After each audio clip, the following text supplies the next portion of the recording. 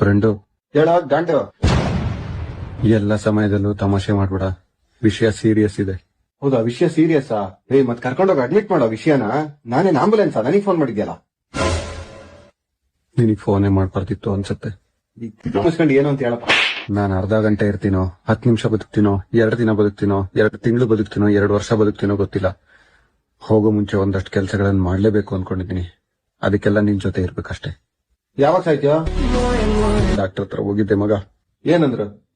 ಅದೇನೋ ದೊಡ್ಡ ಕಾಯಿಲೆ ಅಂತೆ ಮಗ. ಹ್ಮ್. ಅದ್ರ ಹೆಸರು ಕೋವಿಡ್ ಏನೋ? ಅದಲ್ಲ. ಅನ್ಸರ್ ಏನಾದ್ರು ಬಂದ್ಬಿಡ್ತೇನೋ? ಅದು ಅಲ್ಲ ಏನೋ ಹೇಳಿದ್ರು. ಕಾನ್ಸ್ಟಿಪೇಷನ್ ಏನೋ? ಅದೇ ಮಗ, ಅದೇ. ಅಂದ್ರೆ ಮಲಬದ್ಧತೆ ಅಂತ. ನೋಡು ಮಗ,